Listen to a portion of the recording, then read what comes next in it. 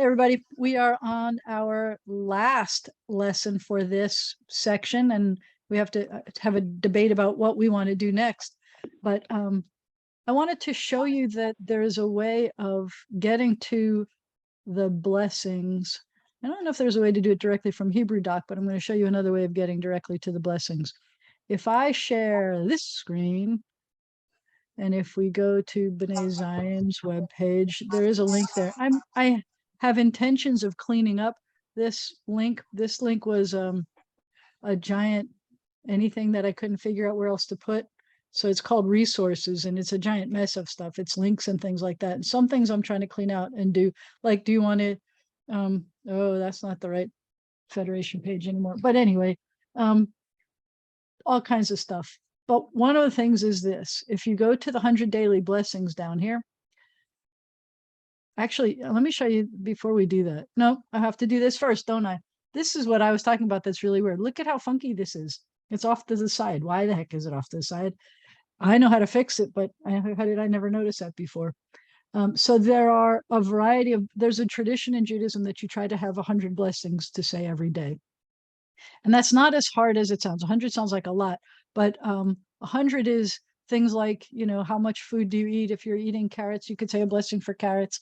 If you're eating dinner, there's a blessing for dinner. There's, blessings for food. There's blessings for learning. There's blessings for fulfilling commandments. There's blessings for seeing wonderful things. There's all kinds of blessings. But I made this page that talks about 100 blessings. And on it, we have the blessing for studying. And it looks just like the one that I post for you all the time, in case you wanted to find it. So here it is, our blessing. We're going to say, Baruch atah Adonai, praised are you, Adonai, Eloheinu melech haolam, our God, ruler of the universe, Asher kedeshanu, who made us holy, b'mitzvotav, with, and officially it's his commandments, vitzivanu, and commanded us, la'asok, to work at, to engage in, b'divrei, in the words of, the things of Torah. So that was there. I wanted to show you another thing here, though. In this page, before you got to, is it there? Yeah, take a look at this. This is kind of a sweet thing. Some of you have kids, so I thought you might want to know about this. Under that, and I forgot that I had posted this here. Oh, that's kind of a little bit of a mess, but these are bedtime rituals for families with children. Maybe it's because I don't have this thing set to the right side. If I say reset, no, it's still kind of, the audio is kind of blocking the words. So I'll fix that. But I had someone from the Air Force Base contact me. We have Barksdale Air Force Base here, saying that they have a little child. I think she was about 3 at the time, maybe a pinch younger. And the father was being deployed for a number of months. And so before the father was deployed, they wanted to start doing some kind of a bedtime ritual so that when they weren't together, they would still be thinking about each other for bedtime. And I thought it was a lovely idea. So I came up with this, and I turned it into a CD and like a little booklet, but now it's all on the page, but I'll fix the words and stuff. This was a song that we used to sing as kids. I see the moon sees me, the moon sees somebody I like to see. So God bless the moon and God bless me, and God bless the somebody I like to see. And we used to say, and that's Daddy. Yeah, man, because Daddy was usually the one who was away. And if you need to listen to it, it's here. You can click on this and play it. Often when I wanted to do Hebrew, I would just substitute the word yareach for moon. I see the yareach sees me. Actually, it goes like this. I see the yareach sees me. So we see echad et hasheni, which means each other. So God bless the yareach, and God bless me, and God blesses somebody I like to see. That's how I was taught it in Hebrew-ish. We got to move this over so you can see. I think it says, dear God, you can't get away with this thing. We know you are everywhere. Watch over our whole family while we are together and while we are far away from each other. Send your angels to watch over us by day and night. At my right side is Michael, who is like God. That's what Michael means, performing miracles. At my left side is Gabriel, which means my strength is God, who is all powerful. In front of me is Uriel, which means my light is God, brightening the way always. And behind me is Raphael, which is God is my healer, protecting me from illness. Above my head is the Shekhinah, which is God's spirit watching over me always. That's part of the traditional bedtime prayer. And it's a wonderful thing. There have been times in my life when I have felt scared, and I invoke my angels to protect me, so I don't have to worry about being scared, especially when I go to sleep. But when I was studying to be, when I was at the end of the rabbinic school, we were in Manhattan with the head rabbi, who was 95 years old at the time. And he said, I'm 95 years old and I don't walk very well. He has this very thick accent. And so I can't get up and get down very well. But every morning I would welcome my angels. And he did it in the morning. And he mentioned all of the angels, the Michael and Gabriel and Uriel and Raphael and the Shekhinah. And then every morning, and he slowly got up. And then he said, and every morning my angels and we would dance. And he did this cute little dance that went like this. So I think of that too. It could be a daytime thing, and you could dance with your angels instead of use them as protection. We say the guardian of Israel never sleeps. Hine lo yanum velo yishan shomer Yisrael. You say the Shema, and then we say good night with a kiss on the kepi. Sleep tight with a kiss on the kepi. Pleasant dreams with a kiss on the kepi. I love you. Kiss on the kepi. God bless you. And then I explain where it came from, but I'm going to try to fix that page. Sorry about that. But we go back to our lesson at hand. We are learning Hebrew from day one. We are very close to learning all of the letters. We finished the creation story.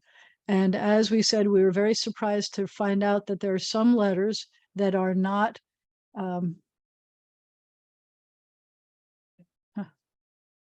there are some letters that are not in the creation story. In fact, I mean, it may not surprise us that they're not in the first day, but it surprised me that they're not anywhere in the creation story, some of these letters. And then it didn't surprise me when I looked at them. It surprised me a little bit that they have some things in common. Like, for example, there's a lot of, as we pointed out, these are the letters that didn't exist in the rest of it. We're going to say them out loud. I don't have pictures of them here. I don't know why. That's a really good question. Why? Chaf, Tzadi, Sin, Samech, Zayin, Gimel, and a final Fe. So final Fe is very rare. It doesn't surprise me that it wasn't there. But some of these others are a little bit more common. But I noticed that you have 1, 2, 3, 4 letters together that are sibilants, which means you make them through your teeth. And that surprised me. I had to really think about that one. We have sh. That's one of the most common letters, and that was actually in the very first word of the Torah. But after the sh, the rest of the sibilants, none of them are in the creation story. And that really surprised me. Why? What do we have against the sibilants? You think it was because it was Moses, the 5 books of Moses. And remember, Moses had some kind of speech impediment, so he kind of left them out of the story. I don't know. You have to make up your own story about why they're not. So we'll figure it out. I had someone was saying that they were having a problem with the website. Or is it asking you for a password again? Or no? Yeah, see, I got to this page from somewhere else the other day, and it was asking for a password, and that shocked me. But you shouldn't have to. Let me know if you're having problems, and we'll see about that. All right, let's see. Please. Oh no, that's not it. That's the. Oh my goodness gracious! Now I know where the problems were. They're right here. But we can sing this song and do a different our fun Aleph Bet song. Let's take like a 1 dot thing. E begidi heavy, and you're going to say E begidi heavy. And I'm going to try to give you all of these letters now instead of just doing half and half. Zichiti yikili, zichiti yikili, mini si ipitzi, mini si ipitzi, kirishi siti, kirishi siti. This is just fun. I mean, it may or may not help you know the order of the Aleph Bet, but I really have fun with this. I remember one day I was driving from home in Rockland County to Albany, New York, back up to college. And the whole way from home to Albany, which is about a 2-hour drive, I was trying to see if I could do this without having it in front of me. So like you know that it's Aleph Bet Gimel, so it's Abaga, Aleph Bet Abaga, and you do Abaga until you get it, and then after is Dalet Abaga Da. So I could do that. And like I was just trying to build to it to try to figure out how to do them all without having to look at them. And then you can. And you could do the whole thing without thinking about it, kind of like how you could do your ABC song without having to look at the letters. And so play with it a little bit, see what you could do with it. But then it's always the fun that yibigis, ubagudus, and all of that. But I was hoping to find that other Aleph Bet for you, but I don't think we're going to find one that works. Animated letter writing, Aleph Bet chart, many fonts. Well, there's this. Maybe this page will do it. When you go to this page, I had started creating a new page for kids. So Aleph Bet page up here. Come on. It hasn't even finished loading that page yet. This was dramatic. I used whatever their homepage was. I don't access this a lot, so maybe it's still sleeping. I don't know why. Come on, come on. Give me an Aleph Bet page. All right, you lose. I hope I'm not. Okay, so here, this is what it looks like, because we had 3 classes. So there are 3 pilgrimage festivals, and we gave each class the name of one of the pilgrimage festivals. And we were Sukkot. And Sukkot, you live in a temporary booth or a hut. And I thought that this picture, out of all the pictures on the website when they were giving you templates, looked most like you're looking out of a hut. It's not a hut, but it reminded me of. So you can start here with Aleph Bet things and vowels and stuff. And I'm going to just come up here to the Aleph Bet page. Come on. You can do this faster than this. It doesn't even look like it's trying to go to the next page. Just try to go to the next page. Aleph Bet. No, not switching. All right. Anyway, you know your Aleph Bet. Let's go this way. Let's just learn the last lesson. Now, the last lesson is freaky because all of those letters are outlined. You already know all those letters. This is the Decalogue, the 10 Commandments in Exodus. It comes twice in the Torah. One time it's in Exodus, and one time it's in Deuteronomy, and they're not exactly the same. But you're not here for that part of this discussion. You're here for this part of the discussion. Those are the letters, those few letters that we just mentioned that didn't exist in the creation story that we've got to learn now. I could make you like look at this and say, find all the bets and find all the whatevers, but I just want to, let's learn these letters. Some of these letters are going to be really easy to learn, partially because you already know them from singing the Aleph Bet songs, and partially because you already know them from learning the other versions of the letters. So for example, the Chaf, we've already taken the palm of our hand and cupped it and curved it and said that it's a K. So if you have a cold, then sometimes you have to clear your throat, and it sounds like, so you cover your hand and you've got, it's a very clearing your throat kind of a sound. We already saw the final Chaf, so we know how to say it, and we know that the song is Yud Kaf Chaf, so we know there's a Kaf and a Chaf. We also know there's a final Chaf, and we know that it's the same kind of a thing. I like to say that if you've got a cold, then you have to clear your throat. But if you put a cough drop in, like a little digation there, if you put a cough drop in, then it calms the cough, and it sounds like huh, instead of sounding like. So you could put like just a little dot in here, and then it would be a cough instead of a chaf. Well, let's take a look at what words we have that use this. Each of these letters are used a few times in the text that we are at hand. But for example, it starts with this. The very first sentence is, and you know all these other letters. So the first sentence in the Decalogue is no, no, see the O dot, chi, Adonai. I didn't write out Adonai. Elohecha. So remember that the accents are shown by the trope marks. You're not going to find that on cereal boxes, but you will find it in the Torah. Not in the Torah scroll itself, but in Torah books. Anochi Adonai Elohecha. This is how it says, I am Adonai, your God. And just because I haven't kept my promise of not telling you things about Torah, and I'm going to tell you something about the Torah. There are two different words for I in Hebrew. Anochi is way fancier. It's not used very often in modern Hebrew. In modern Hebrew, they tend, almost every language tends to go to the shortest, simplest forms. The languages tend to shift to that. And so there's the word ani, and there's this word anochi. Anochi was a little bit older, a little bit fancier. Sometimes now they'll use it more just for like formal situations and poetry and things.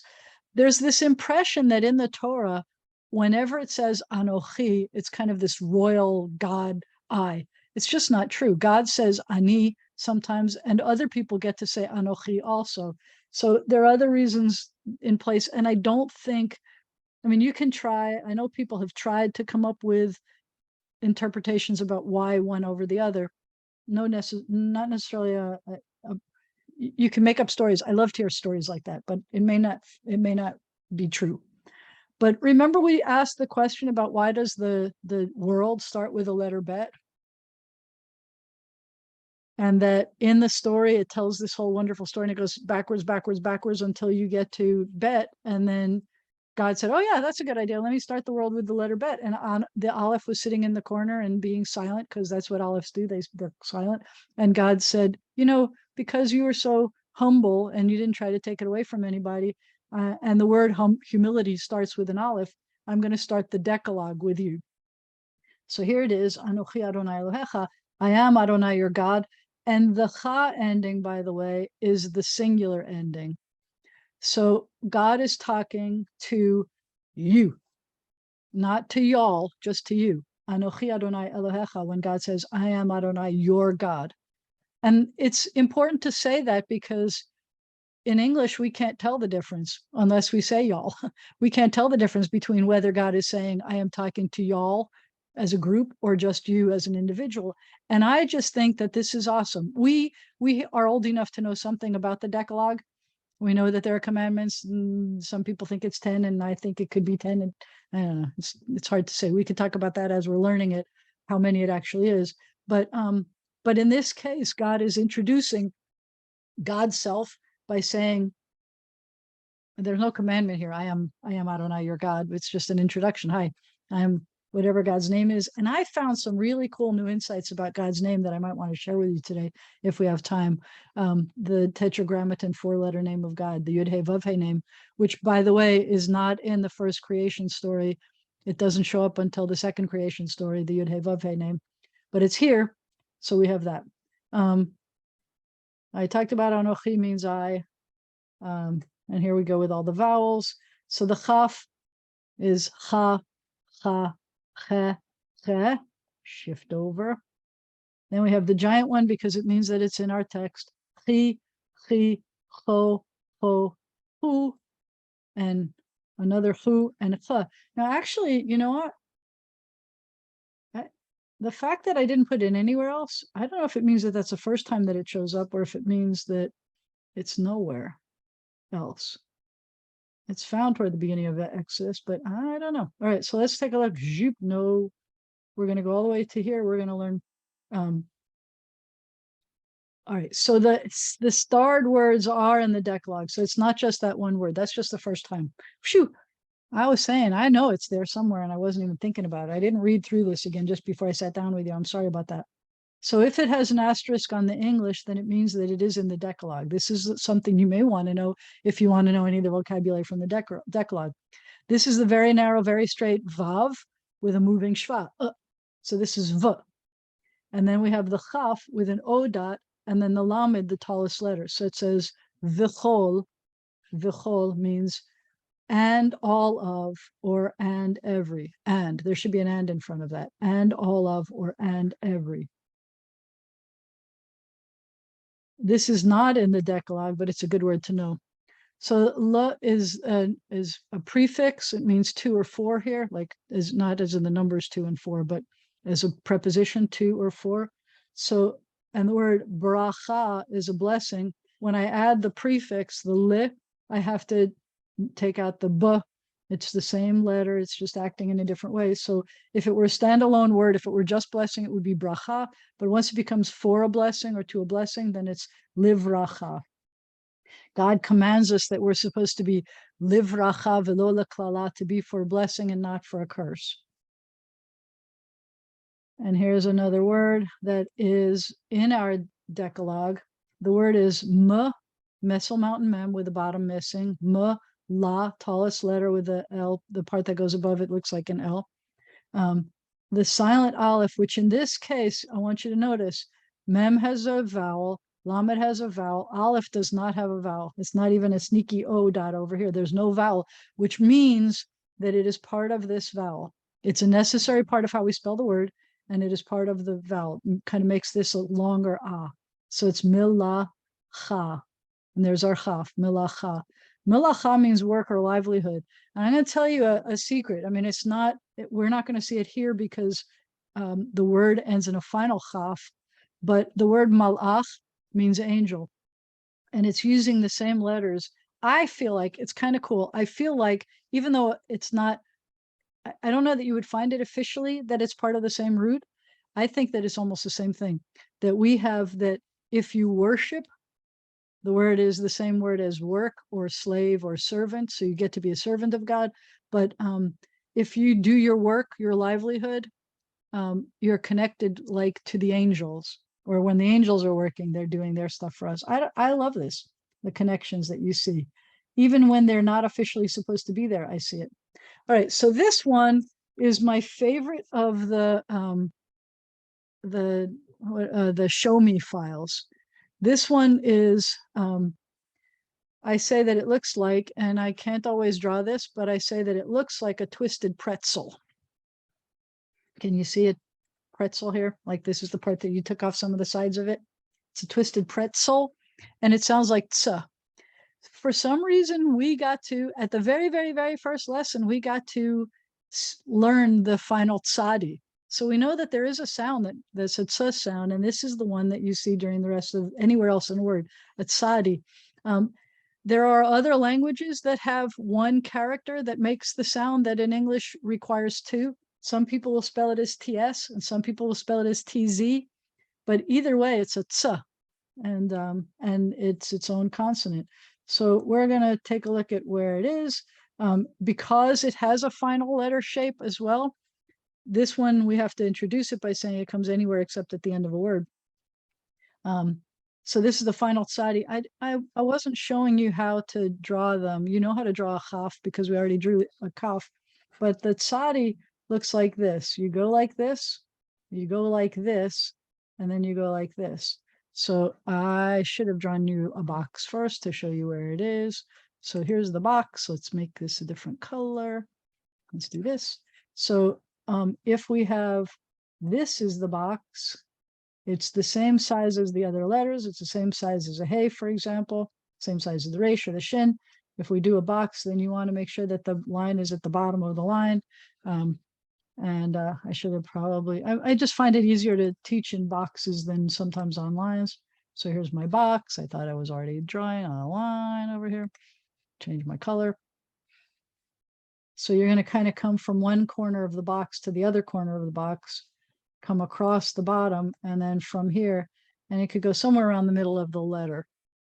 You're going to remember that, look at these two here, and look at the similarities between the tzadi, which starts like this, and the aleph starts like this, and then it has this, and this one has this, but this one comes back across, and this one comes down. So there, some people are going to think that they look similar. I don't think they look similar.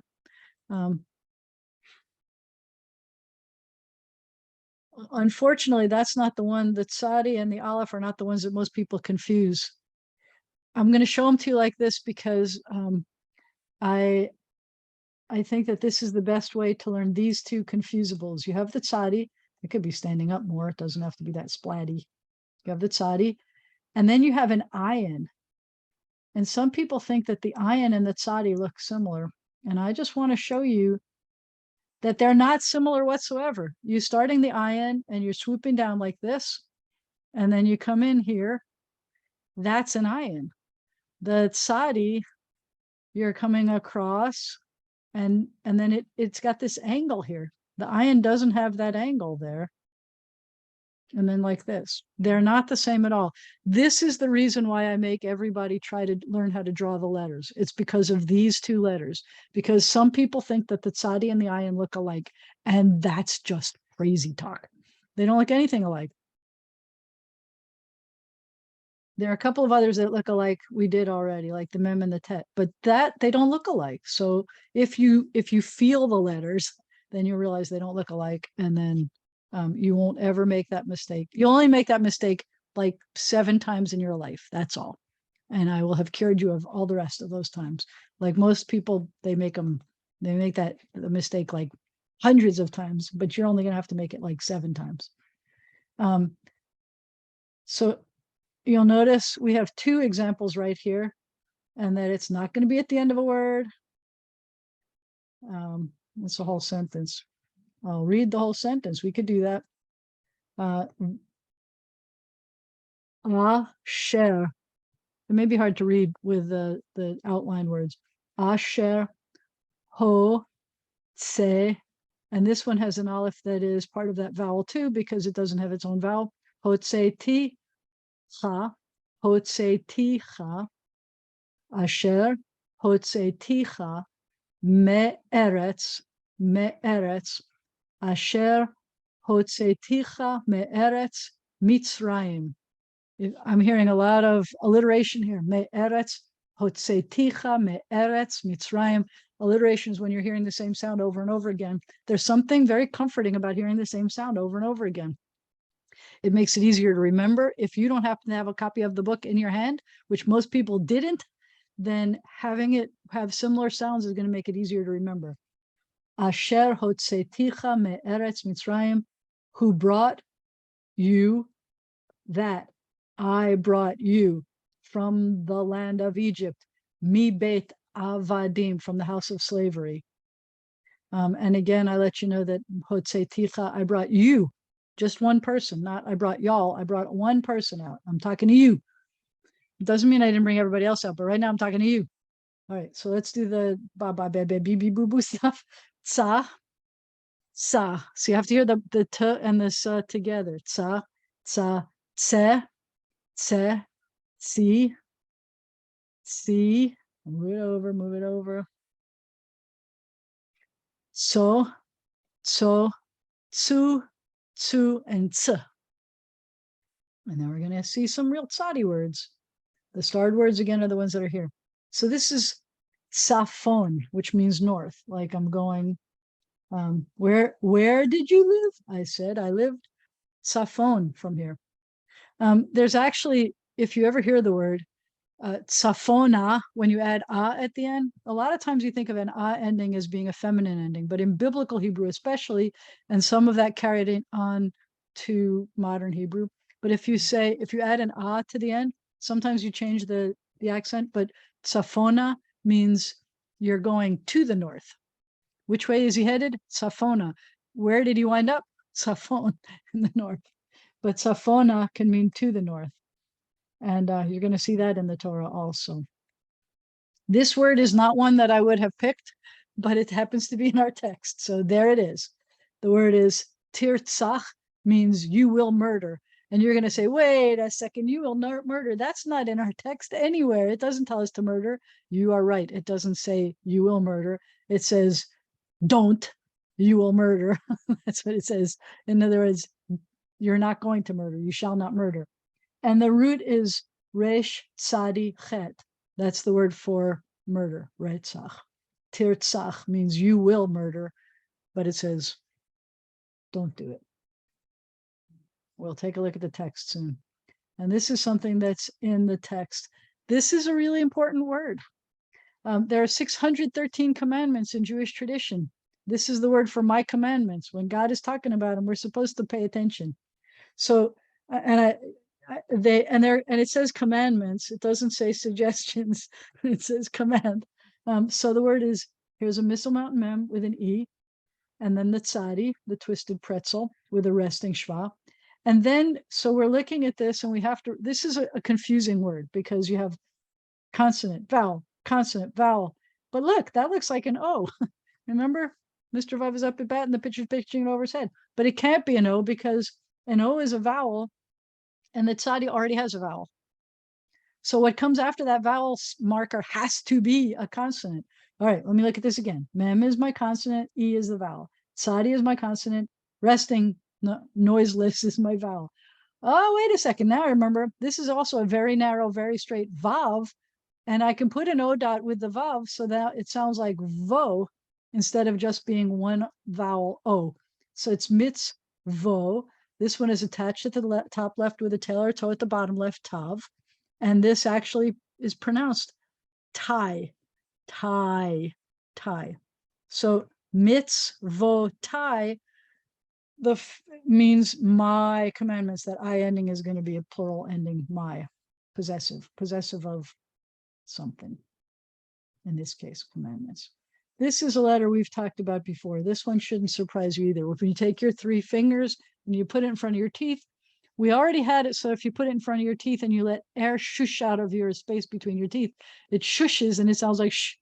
But sometimes you put air between your teeth and it just whistles, and it's because the word shin, which is similar to the word sin. I mean, it's not really a different word. It's the same letter.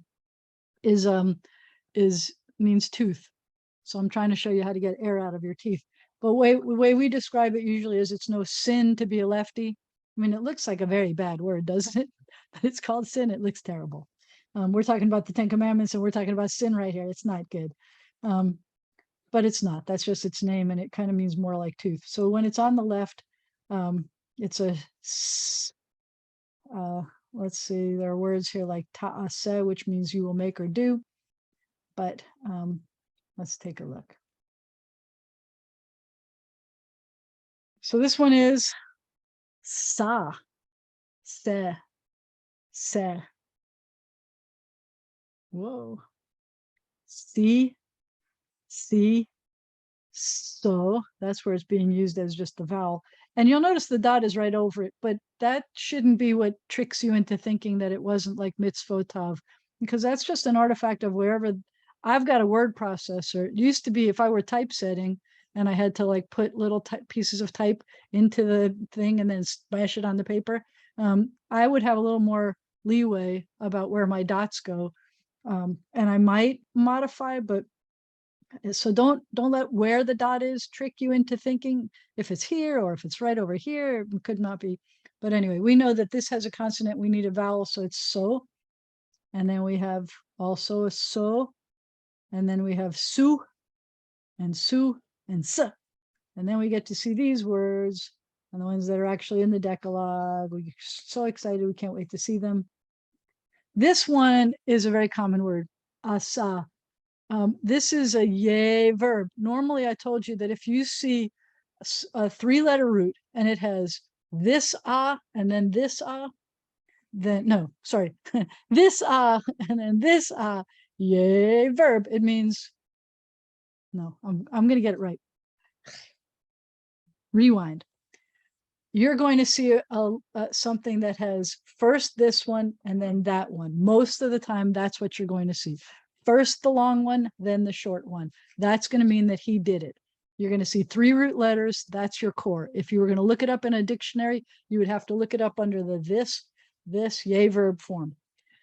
This one has 2 of the same vowels because the last letter is a hey, and it does that. You already know that words tend to go toward that. This is called a kamatz hey. That's a pattern. That's going to happen a lot. If you didn't know it, then know it now, that you're going to see that a lot. Normally, kamatz hey is the way you're going to see that a word is feminine. That's not what's happening here. In this case, that vowel has to be there in order to show it's a past tense, that he did it. This is a very common verb. To make or to do is very common. Asa means he made or he did. Very common word. This is kind of sort of the present tense of that verb, but there is no such thing as present tense in the Bible. So in the Hebrew scriptures, I should say. So that's not what it is. It is something like the one who makes or the one who does, but it is not present tense. Sometimes it's a continuous action and sometimes it's a one who does. So here we have the very narrow, very straight vav with a moving schwa v. When we prefix it to a word, it means and. You're going to see a lot of those in your life, v at the beginning of words. And then we have the ayin and a dot here and a dot here. And well, let me see this letter, the one that looks like this, it's supposed to have a dot on the right or the left. Which one is this? And so I'm just going to let you know that since I have a consonant here and I don't have a vowel, that's my O dot for the ayin. And then I have sin because it's on the left. So I have o se, which means and he makes or does. If it said osa, it would be and she makes or does. And then this one is the same exact verb. It's just in a different form. We have the v and a. We saw that already. Si ta, ve'asita means and you will make or do. So it actually this is one of those cool words in biblical Hebrew that looks like past tense, but you're supposed to understand it as future tense. Just know that it exists. We'll talk about it when you're older. But obviously the osa word is a very common word and you need to know it. Then you get this one. This is significantly less common as a s sound, but you notice that we have two s sounds. We have the sin and we have the samech. You may have noticed it while we were singing our songs, but you didn't say anything.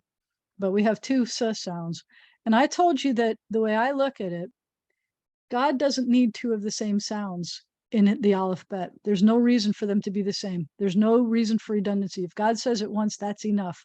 God may repeat some things, then it's our job to figure out why, but in the alphabet, we don't need it. So there's two ways of saying sa. There's kind of a thicker one and a thinner one. And that's not just volume. It's a little bit how you splat your tongue at the roof of your mouth for s, or roll your tongue in a little bit way, or put it behind your teeth. You're not really going to be able to hear the difference between the two, so you don't have to worry about saying them differently, but know that they didn't always sound the same. I call this the circular samech. Some people think that it looks like there's a slice here. We love to say, our kids love to say that this looks like, wait, let me draw it for you. You're gonna, well, I'll show you. We'll get to it in a second. It looks like a smart car. So cute and round. Looks like a little bubble sum. So let's see. We'll see. I'll show you. Let's read it and then we'll talk about it. Sa, se. See, doesn't that look like a smart car? It even has two wheels. Se, si, so, su, and s. Let's take a look at the words that, I don't know if we have too many in the Decalogue. All right. Sefer, this is a really good book. Good word. It means book. There is this great story that they tell about, they try to do this thing called Ivri Daber Ivrit when you go to summer camp, which means Hebrew person speak Hebrew. Ivri Daber Ivrit. And so the way they do it is, and it's really sweet when they have the Israelis teach it. There's usually Israeli kids on staff. By kids, I mean, obviously not the 18, unless they can't yet enlist in the army, unless for some reason their time for enlisting is like because of where their birthday falls. But usually it's after army. So it could be around 20 or 21 or 22 years old. They finish the army and they come to summer camps and they help as staff at summer camps. And the kids gain an awful lot by having Israeli staff. And the Israelis are glad because we help to pay for their trip to America, and then they get to do fun things. But the story is they do these really fun ways of learning Hebrew words. So one day they were, and you're not supposed to run around in the dining hall. I guess you probably figured this out. The Chadar Ochel is the dining hall. You're not supposed to run around. But so there's a kid or a staff member, and the staff member runs in and starts running around the dining hall. And there's another guy chasing him. And he's running and they're, trying to get people's attention. They're trying to be safe about this, but they're trying to get people's attention. And then the one who's being chased sees someone standing by the wall and reading a book, and stands and gets to him and says, I'm going to stand here because it's Sefer by the book. And then they start to chant, Ivri, Ivri, Ivri, Daber, Ivri. means, Hebrew person speak Hebrew. And then they say, how do you say book? Sefer. It's Sefer by the book. Or as I used to see in New York, they used to have the Lubavitch, the Chabad movement, the Lubavitch used to have these bumper stickers that said, Sefer Torah, which means the Torah book, the Torah scroll, is a Sefer world. So Sefer is book. A Sofer, you'll notice, has the exact same consonants. Change the vowels. Sofer is a scribe, is someone who writes. It's also could be an author. Sofer. And then you get this word chesed. Chesed means loving kindness. It's not just love, and it's not just kindness. It's a really special kind of kindness. It's something that we should all try, ascribe to do. We should chesed, special kind of loving kindness. All right, then we have this letter. I have to turn off the tape for this one. We call this one a zigzag Zion. It is, if you can look at these letters, each of these letters is only half the width of a normal letter box. The Zion is half the width, the Yud is half the width, the Yud only takes up a quarter of the box. The final Nun is only half of a box. These are the name of the letter is made up of 3 very skinny letters, Zion. So we like to call this the zigzag Zion. And it sounds like Z. It doesn't sound like Z like in German and sometimes in Italian. It sounds like a Z. Although if your name is Jean, because you're French, then you need this letter to make Jean. We should talk about how you make letters that don't exist in Hebrew. This is where it's going to come in, where it says, remember Shabbat. We'll look at that. I haven't been analyzing all of the sentences yet, but let's do this. Za, za, ze, ze. The, zo, zo. I chopped off. Zoo, that's supposed to be 3 dots. Zoo and z. And we're going to go through some real words because real words are more fun than the ba ba ba ba boo boo boo boo stuff. So a very common word. This is a very common word, and this word is this. Ze. Ze. That's how you say this. And it needs a masculine singular ze. So if I'm referring to something, I can say, pick up a thing. Maybe I need a bigger, darker thing. Maze, which means what is this? I may not know what it is before I say it. So I can say ze if I want. What is this? If I knew what it was, if I wanted to say, if I wanted to say, let me see if I can have a bigger one so you could see it. Something like ze. This is a pen. If I knew what it was and I know that it's a masculine thing, then I have to tell you and use the right ze. But if I don't know what it is, I can use masculine or feminine, either one, and I'm fine. I don't have to be embarrassed when I find out that the thing that I was asking about is the opposite thing, opposite gender. This word, you have a zigzag Zion, you have the O dot, then you have an aleph, and it has no vowel, which means that the aleph is part of the O dot, is part of that vowel. So the word is zot. This is this, feminine, zot. So we're going to go back and look at, we have this is this masculine, ze. This is this feminine, zot. Hope you're not confused yet, ze and zot. And no, you don't have to know these words. Then we have the word mazal. You may have heard the word mazel tov, which is a Yiddish pronunciation, or mazal tov, which means good luck or good fortune, which means that we didn't have any of these words. I'm going to go back and I'm going to show you the words. Whoa. Here we go. So we have, this was the phrase that we were looking for in the Decalogue. Zachor, there's a chaf too. Zachor means remember, and it's a command form for remember. It's officially in the masculine singular. Zachor et yom hashabbat. Et means get ready, because we're about to find out what we're supposed to remember. Zachor et yom means day. Hashabbat, the Sabbath. Remember the Sabbath day. And then the end of the sentence says, lik kadsho, to make it holy. The it, the l, tallest letter, kuf, dalet, dingle dangle doohickey dalet, the shin and the o, lik kadsho, to make it holy. Remember Shabbat, make it holy. And then we have this one. Now, this one surprises me that it waits so long to show up. This is a narrow letter also, you can tell. I don't even have to draw the box because you can see that the gimel is half the width of the mem or the lamed. I like to call this the gap at the bottom gimel, partially because it does look very similar to, and I'm going to pretend that I'm writing in it this font. I wouldn't normally do that like that. I would normally say that the gimel is more like this, and the nun is more like this. Nope, make them straight. Okay, nun. The gimel has a little bit of a gap. Sometimes the gimel has it like this and like this, but there's a gap at the bottom and not a nostril at the bottom. The nun has a nostril and not a gap. The gap at the bottom gimel is a really important letter, and so is the nun, because the gap at the bottom gimel is on a dreidel, and when you get the gimel face up, you gimme, get it all. If you land on a nun, which is also on a gimel, on a dreidel, I mean, you get none. So try to spin and try to get the gimels. By the way, you know that all of these letters start off as pictographs. I don't always get to show this to you, all of my artistic style, but watch this. The word gamal is how you get the name of the gimel.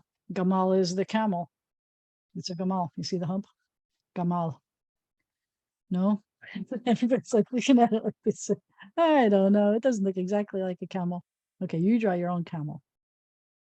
It's okay. But that's where the gamal came from. The gimel is the letter shaped like a gamal. So it usually has got a dot in it when you see it. It's one of the letters that sometimes have a dot and sometimes doesn't. Let's take a look at the phrase v. Remember, I told you you're going to see this a lot, the v at the beginning of a word. V'gercha, and your neighbor, your stranger. Asher, we've seen that word almost every single sentence we've looked at. Bish arecha, in your gates, the stranger in your gates, or the foreigner, or sometimes the convert. The word for a convert is sometimes a ger. We'll talk about that. But we have ga, ge, ge. It's kind of the opposite of what a stranger is. Gi, go, goo. Don't you think that should have been a baby world? It should have been some goo-goos in there, and we don't get to see it at all in the baby world? It just doesn't make sense. And g, no gaga goo-goos. What can I sell you? Okay, what can I tell you? All right, so let's take a look at these words. This is a very common word, gam, which means also. You may know the song, Hine matov manaim shever achim gam yachad. You're going to hear it a bunch. It's a common thing, gam, for how good and how pleasant it is when everybody is also together. I love this word. It's got 3 skinny letters in it. It's adorable. I mean, it just looks good. You have the zigzag zayin. You have the very narrow, very straight vav, but this is Mr. Vav is up about pitching it into his stomach. It's the only vowel in this word. And then you have the gap at the bottom gimel. So you have the word zug, and it looks cute, doesn't it? But if I draw it for you in cursive, you will see why I love this so much. Because in cursive, the zayin looks like this. Zoop. And then the vav looks like this, with or without the dot. For the dot, I don't care. And then the gimel looks like this. So I think that it looks like there's a couple that's looking at each other. Dun, dun, dun, dun, dun, dun, dun. You see? It's a zug. It's a couple. I love this word. It also reminds me when I'm trying to write cursive, which way the zayin goes. It goes this way, which way the gimel goes, because they're the same letter. They just go in opposite directions. The same shape, I mean, not the same letter, same shape. So you have the zayin going that way and the gimel going that way. And when I think of the word zug, pair, couple, then I can remember which way they go.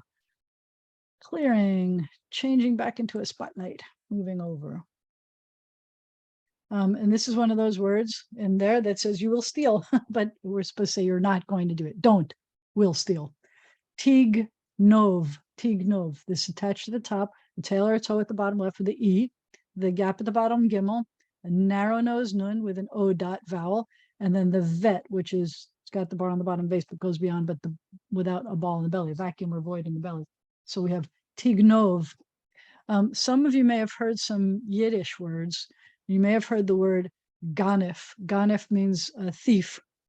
Maybe someone tried to call you that. Maybe not a nice person was saying something not nice about you, saying, oh, you're such a, you ganef, get out of here. Hope that nobody ever did that to you. But it comes from this. Lignov is to steal. And then we have our last letter, I think, is a final shape of a letter. You've already seen the letter fe and pei. Remember we talked about taking your fangs and putting them above the top lip above your bottom lip. If you put a pill in it, then you're taking your top lip and putting it above the bottom lip. But if you're just taking your fangs, putting above the bottom lip, then you're making a fe.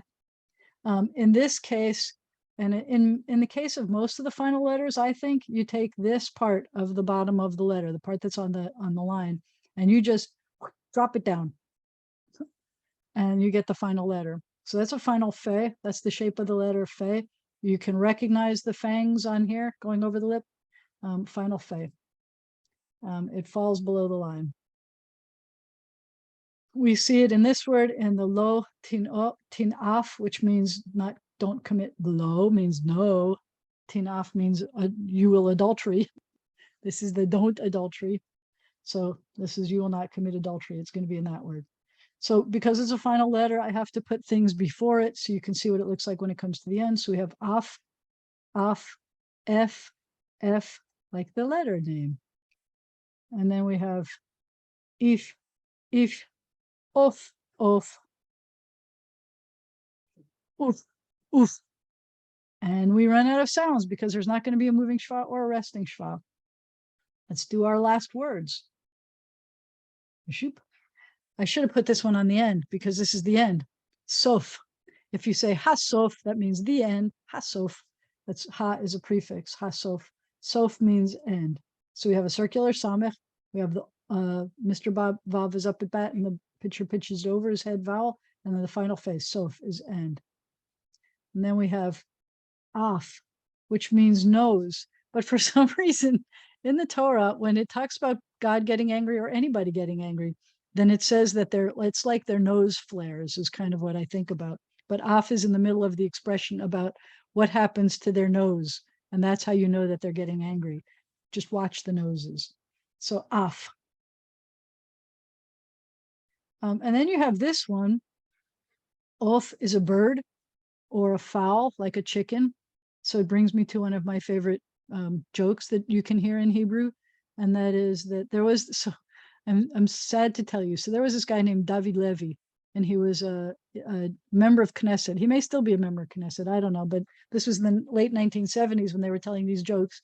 And they would tell jokes about David Levy in the embarrassing way that they used to tell just a few years before that, Polish jokes, for example, or blonde jokes, for example. You shouldn't tell jokes like that. But they picked on this one guy, David Levy. But David Levy is a common name. It doesn't necessarily mean him. I mean, his name is David and his name is Levi. So David Levy goes to the store and he buys this special oven, a tanur, an oven that is specially designed to cook to cook chicken. And he's so happy to have it because he loves eating chicken. He comes home and then he brings the tanur right back to the store. And he says, this tanur does not work. They said, what are you talking about? He said, well, I opened the door, I put the off in, I closed the door, I turned the setting to off, and it didn't work. Turned it to off. And it didn't work. That was a David Levy joke that you got. You just got a Hebrew joke. What? You're welcome. They also told the story about how he buys a new car and he goes to put the key in the car and he can't figure out how to get it in there. And they said, Shinayim lamala, which means teeth face up. And he goes, it still doesn't work. I got more. But that's the end of all of the letters. So the next thing we have to do is take a look at the Decalogue. that's not in an outline form. And I love looking at it from here because all those little orange letters, that's it. Those are the new ones. Everything else you learned today, everything else you already knew how to do. So we can read the whole thing if you want. I want it. Do I have a thing where I show it to you in the Torah? So I'm going to take it a little bit slowly. Let's look at it. Please stop me if you have questions. But this is no he Adonai. And remind me to tell you that my insight about God that I heard recently. Anochi Adonai Elohecha. Elohecha.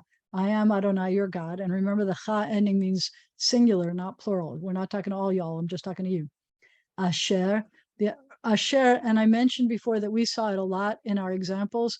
Asher is the relative pronoun. It means that, which, who, when. So we'll see what I think that if we're talking about God, we could say that, or we can say who. My inclination is to say who, even though I don't necessarily, I'm whatever, you get it.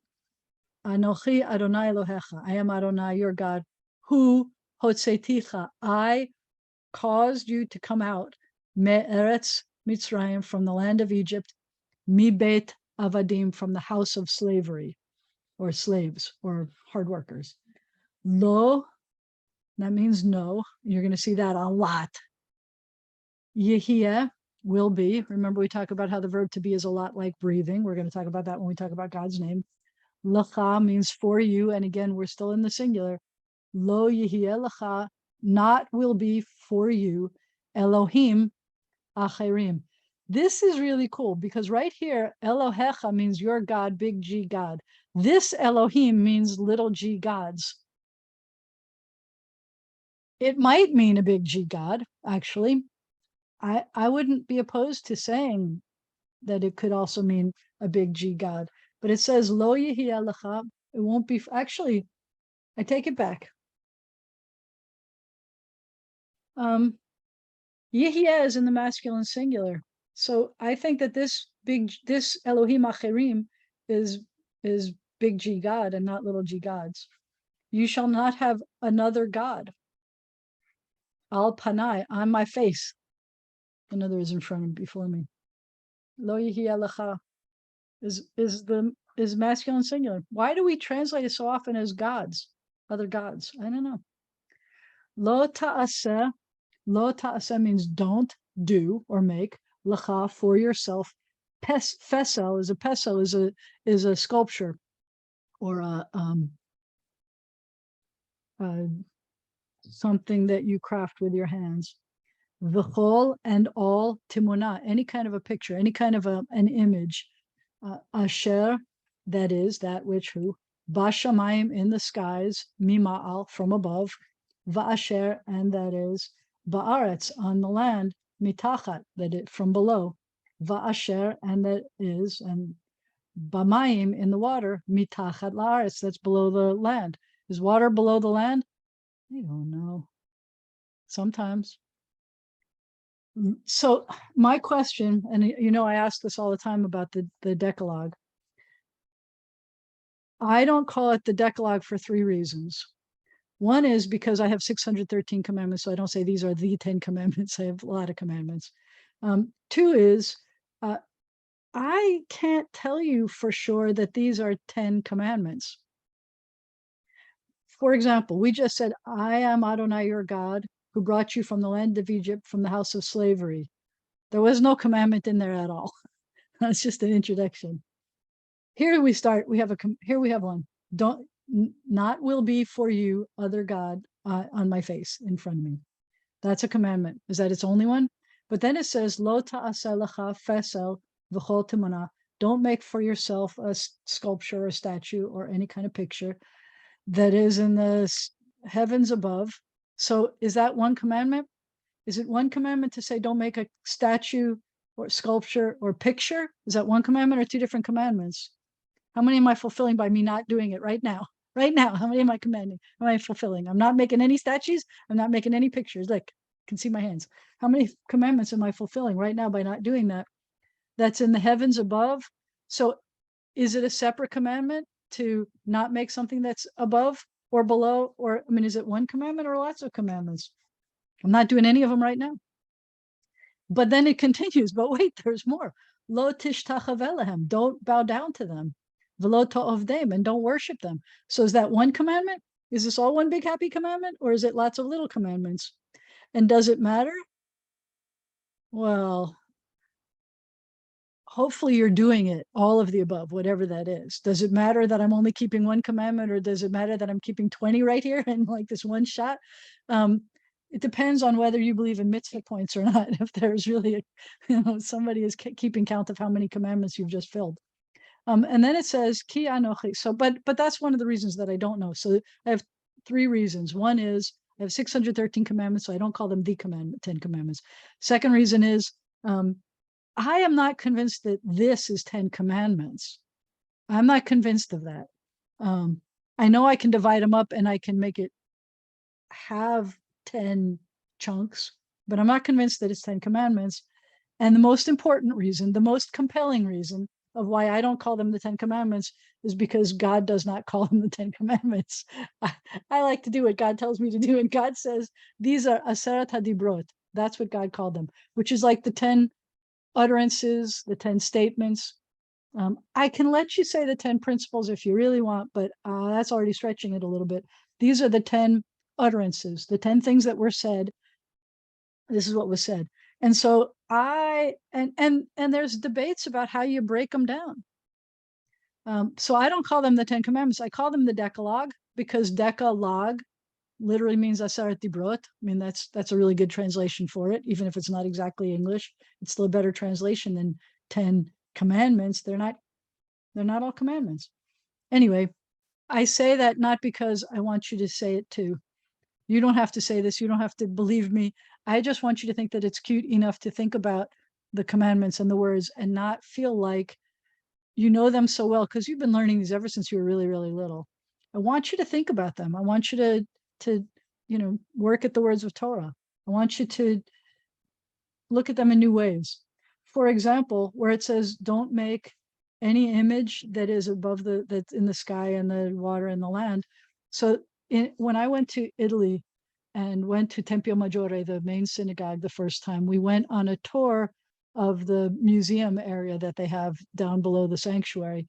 And the tour guide, the docent, was telling us that you realize that when Michelangelo and Da Vinci and Raphael, when all of those famous Italian artists were doing their art, there were Jewish artists who were really pretty good. I'm not saying that there were Da Vinci's that were Jewish out there, but I'm saying Jews have been really good artists throughout the year. I mean, there are lots of people who were good, but don't think that there weren't any good Jewish artists at the time. There were good Jewish artists. So how come nobody was commissioned to make a David who was Jewish to make the David? Maybe it had different body. No, just kidding. We would have covered up. I don't know what we would have done. Put something on his head at least. Cover up, dude. No, just kidding. But how come there weren't any Jews who were doing those pictures or the statues? And the answer is because at some periods of time, for some cultures, not everywhere, not all the time, the same cultural place may have had a different attitude at different times in their history, but in some cultural periods, for some places, they understood this to mean don't make any images of the things that are flying. They would not have made any human images. They wouldn't have tried to replicate a human or an animal of any kind because it was breaking this law. So whenever I encounter a Jewish artist, I ask them, are they familiar with that interpretation? And how do they feel about that? Because if they've got to grapple with it. It's okay to say, wait a second, I don't think it means don't make any images of them. It means don't make any images and bow down to them and worship them. It could be that that's what it means, but you got to stop and think about it at least once. And so there's one guy, when you come to my office, you'll see I have this magnificent giant thing hanging up in my office, and it is the whole Torah written in micrography. And it's the whole Torah. And interspersed in all of the stories in the Torah are some images of like Mount Sinai and things, but there's also images of like Moses and a ram being stuck in the by his horn in the horns. And so I asked the guy, and I had been seeing things about this guy for a long time. He was in the back of magazines, and in the back of magazines, they would show his micrography stuff. And I was so amazed to be meeting him at a conference. And I said, hey, I'd heard about this interpretation. How do you feel about that? And he said, look at my artwork, and you will see that when I do art, if I do an animal or I do a human, it will never be a good replica of an animal or human. It's not because I'm a bad artist. It's because, like, he had a goat, and the goat had a face that wasn't the goat face. It looked more like it had a smile on it, like almost a little bit like a human smile. And it's not perverting the animals. He is trying to keep this interpretation of this commandment. All right, so where were we? Don't worship them, and don't bow down to them, don't worship them. Ki, because, and we saw ki, by the way, in the first creation story also, when we saw ki tov, that it was good. Ki anochi, and here's I again, Adonai Elohecha, because I, Adonai your God, El Kana, El Kana. So this is the noun, and this is the adjective, and the noun always comes before the adjective. And most of you probably have heard an interpretation of that where it says, I am a jealous God. I don't like thinking of God as jealous. I just feel like that's kind of petty for God. I recently heard a translation so that the word in English is not jealous, but impassioned. I think God is a very passionate God. And I don't think that it usually has to do with possessiveness and taking care of things in a very strong way, but it's not jealous. Jealousy feels petty to me. And I don't like to think of God as having petty attributes. I give God lots of attributes, but not pettiness. So El Kana, an impassioned God. Poked, avon, poked, avon, avot. Poked comes from a word that has something to do with to take into account, to count things. Avon, avot, the sins of the fathers. Al banim, on the sons, the children.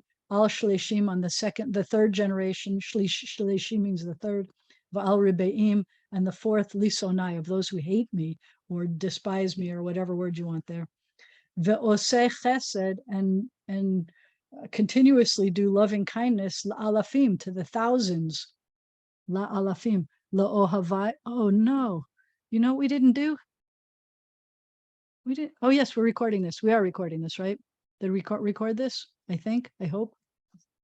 La'ohavai, to those who love me, u'lishomrei mitzvotai, and who are protect my mitzvot, my commandments. Lo tisa, don't lift up. Et Shem Adonai. Is this ridiculous? Are you getting anything by me helping to read this, or no? Are you able to read any of these things? Should I force you to read them? Should I make you go into breakout rooms and make you read this? No. Lo tisa, don't lift up. Et Shem Adonai, the name of Adonai, Elohecha, your God, lashav. For what? Vain? Isn't it usually don't take God's name in vain? Don't lift up the name of or the reputation of your God for shav. And it's a hard word to define. And it gets worse. You want to know what it means in context. Ki, because that, lo yinakeh. The word yinakeh usually has to do with cleaning. Cleaning, like it was dirty and you cleaned it. Yinakeh. Not related to the word for kana, it's the opposite letters. Yeah. Adonai et asher. I won't clean. It's kind of like I won't forgive anyone. Asher, who lifts up God's name, lashav.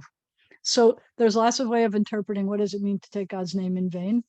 I think a lot of people who speak English think that if they stub their toe and they say God and then they say a not nice word with God, they think that that's taking God's name in vain. And I'm not going to lie that that's not nice. But it feels like you're using God in a way that may not be, like, save up your God things for serious things, not just for stub toe things.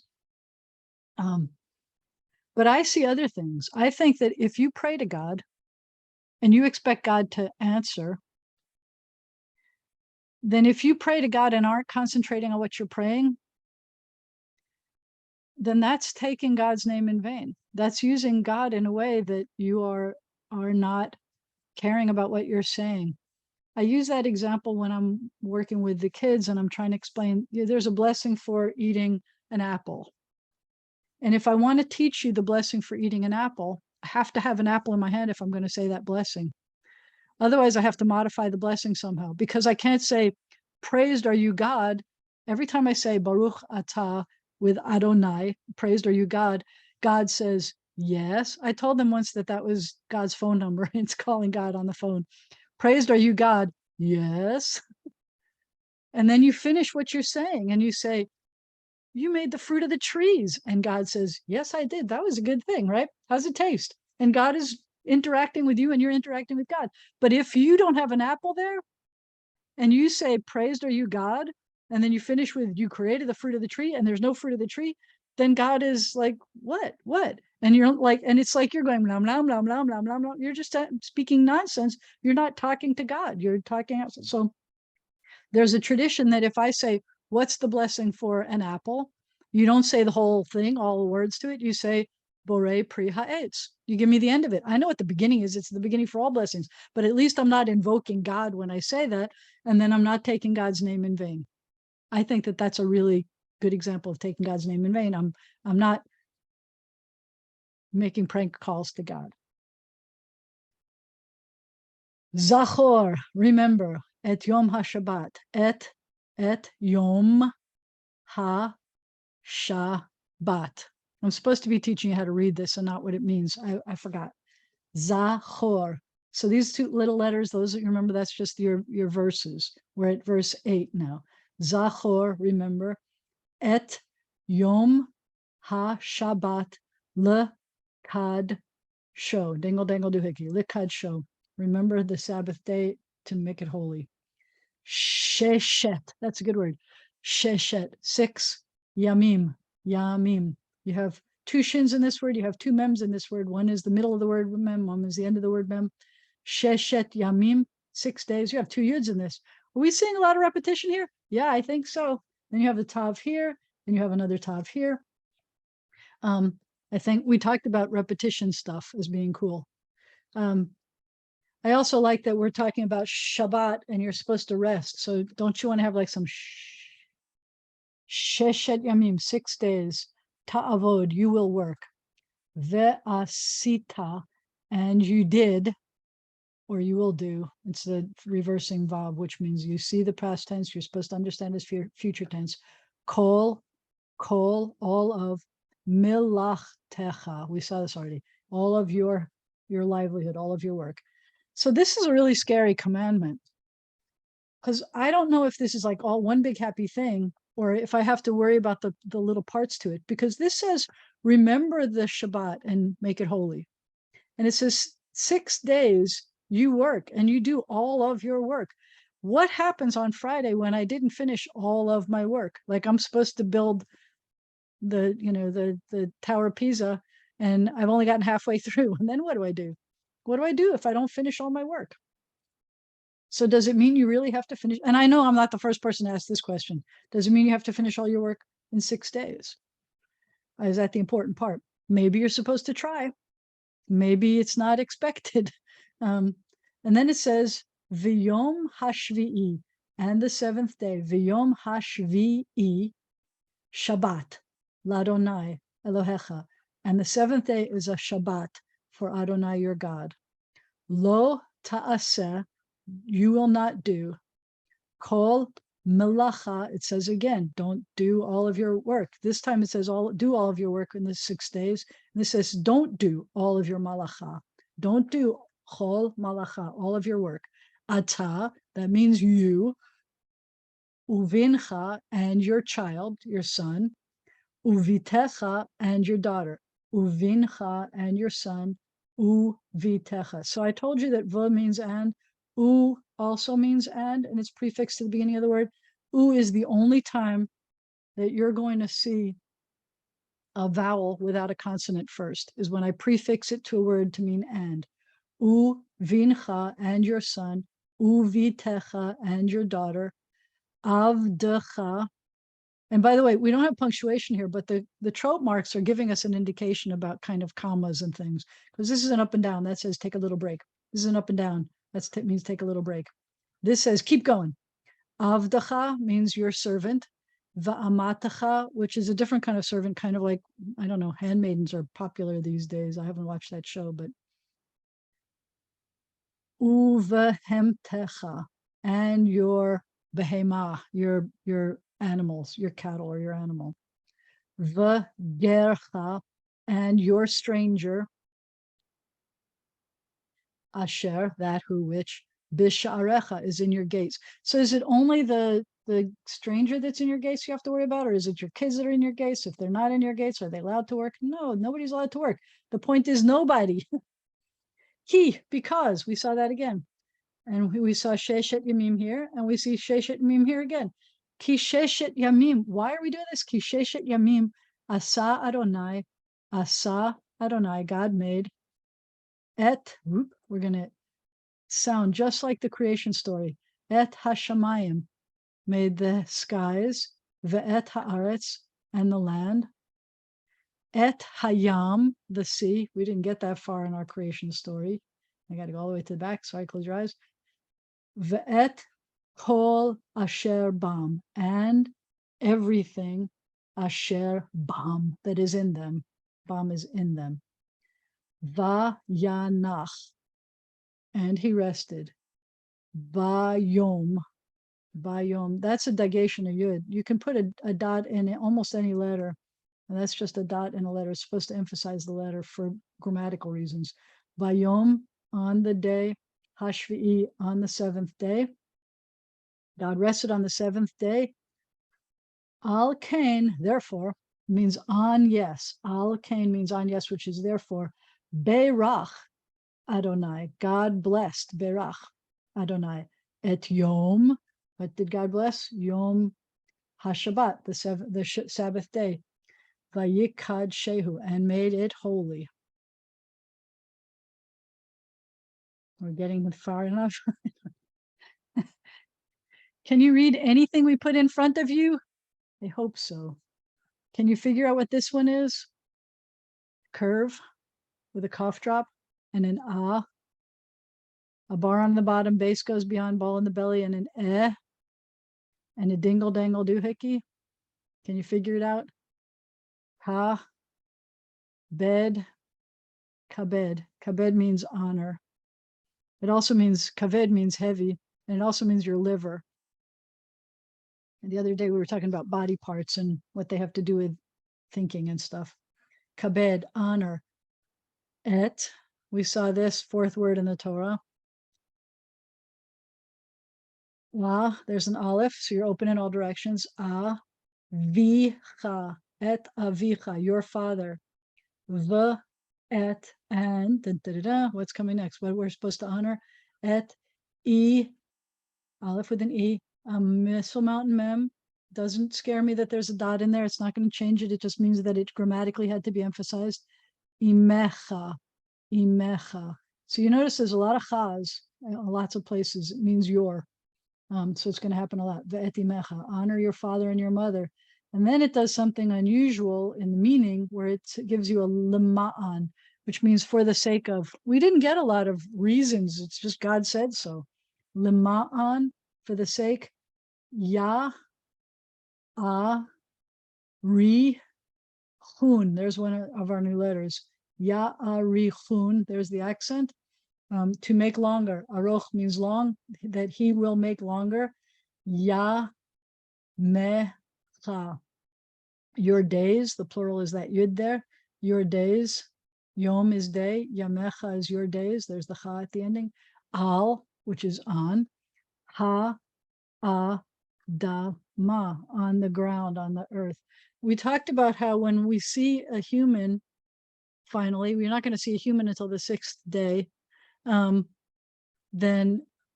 they name the human, because this is the name for ground.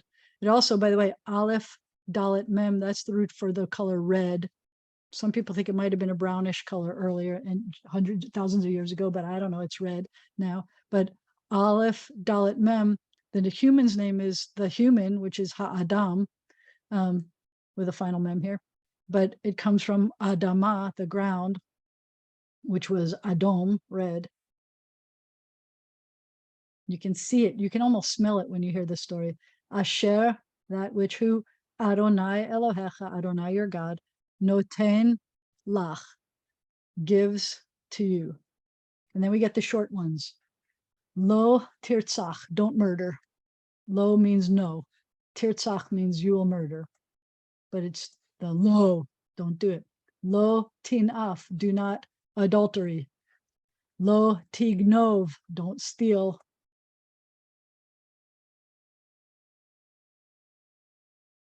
Lo ta ane, you will not answer.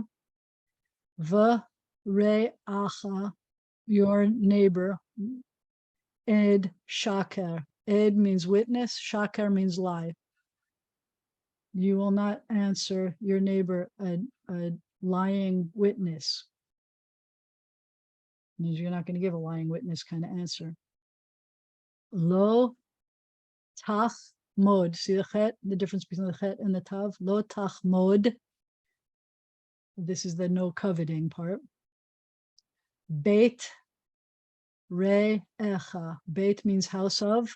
Re echa means your neighbor. And then it's going to say, it's actually kind of cute here because it says lo tachmod beit re'echa, lo tachmod eshet re'echa. It sounds like Dr. Seuss. Lo tachmod, you shall not covet. Eshet means the wife of, the woman of. Eshet is from the word isha. Eshet re'echa, your neighbor. Wait, he's not done. Ve'avdo, and his eved, his servant. Ve'avdo. Va-a-ma-to, Va-a-ma-to, and his handmaiden. Vishoro, and his ox. Va-chamor, and Va-chamoro, sorry, and his donkey, his ass. Vichol, and all, and everything, asher, that is, l'reacha, that is to your neighbor. So that's the whole thing. That's reading it through very slowly. And after that, actually, why don't I have it? I've got to, whoops, I got to give you what it looks like in the Torah version. I got to find that. And then there's other cool things that we looked at before. So you've got ways of practicing letters and vowels. You've got ways of practicing writing them. You've got many Hebrew fonts. I have a Hebrew alphabet chart here that I apparently loved so much that I put it instead of every single other kind of link that was supposed to be on this page, it felt like, but it shows you what it looks like in a book form and in a block form and in a cursive form. It's got the name, and I give you the name in English characters, but also in Hebrew characters, because if you know it's an aleph and you could look at those letters and you can see that that's aleph, then it helps you learn all those letters. The more you're reading, the better off you are. We transliterate it usually with an apostrophe. It represents the number 1, and in aleph, my mnemonic is that it's open in all directions, so it's silent. You have the bet. It looks like this in cursive. It's called a bet. It sounds like a ba. It represents the number 2 and has a base at the bottom when the bar goes beyond, and the ball in the belly or belly button. So you've got all of my mnemonic devices all on one happy chart. It's a 2-sided chart, but it's all there.